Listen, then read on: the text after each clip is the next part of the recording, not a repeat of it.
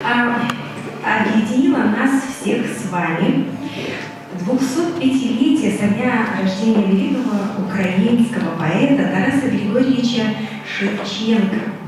Он родился в семье крепостных, отец возил продавать панскую пшеницу в Киев и Одессу, а мать работала на панских полях. Когда ему было 9 лет, мать умерла. В тот же год отец женился на вдове, у которой было 3 детей. Вместе с ними она и переехала в дом Шевченко и сразу же не взлюбила пасынка. И для него настали очень тяжелые дни. Но все равно, какие бы тяжелые минуты не наступали в нашей жизни, у нас всегда появляется какая-то отдушина. Вот такой вот отдушиной и спасением для Тараса стала его сестра Катерина. Я приглашаю к микрофону Зинаиду Павловну Мороз.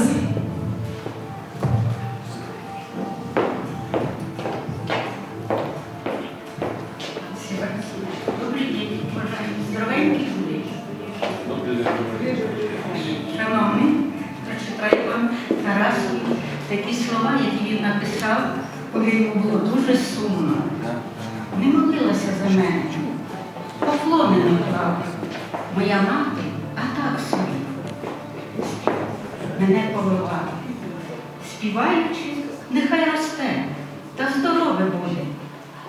І виріс я, хвала Богу, та не виріс в люди.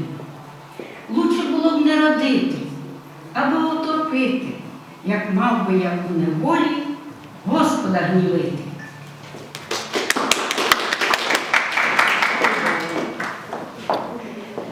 Ну и отец Тараса тоже прожил недолго. А после его смерти мальчик ушел из дома.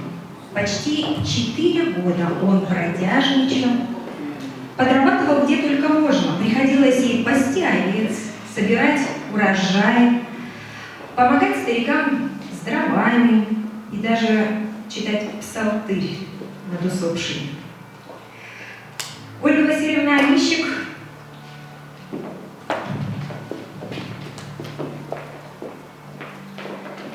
із золотої й дорогої мені не жаль моєї долі молодої, а іноді така печаль охватить душу, що аж заплачу.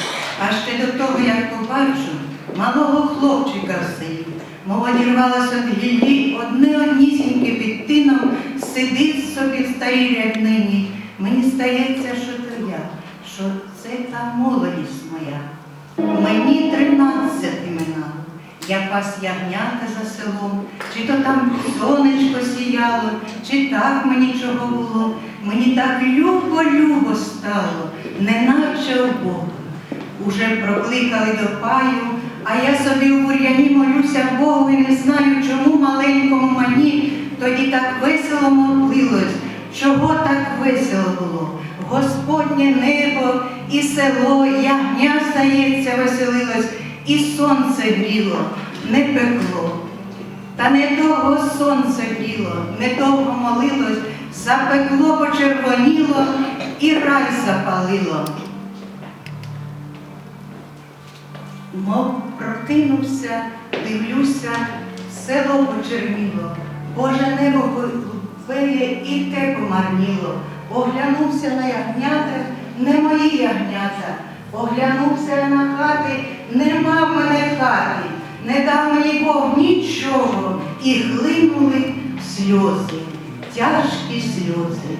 А дівчина при самій дорозі недалеко біля мене плоскінь вибирала, та й почула, що я плачу, прийшла, привітала, витирала мої сльози та й поцілувала. Неначе сонце засіяло, неначе все на світі стало моє, лани, гаї, сади, і ми, жартуючи, погнали чужі ягнята до води.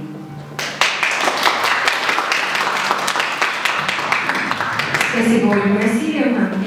Ну, наконец, Тарасу удалось устроиться на первую серьезную работу. В приходскую школу дьяка Павла Рубана.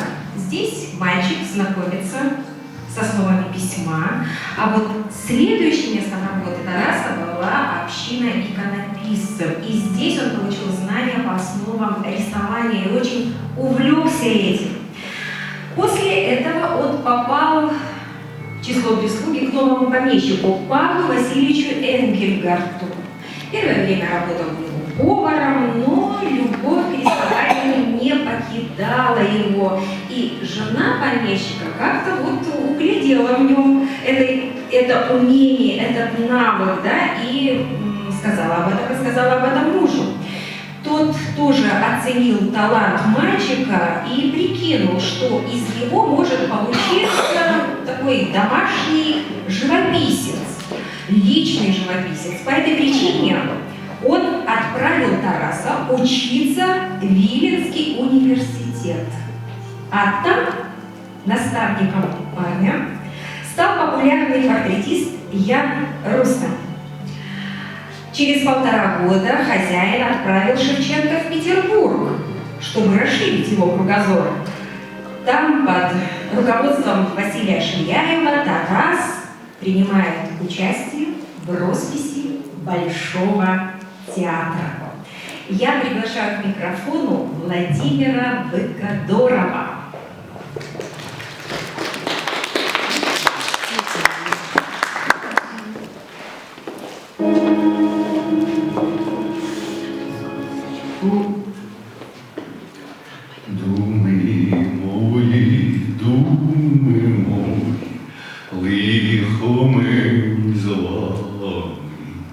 Нащо стали на папері сумними рядами, що вас вітер не розвіяв степу, як пилину, що вас лихо не приспало, як свою дитину.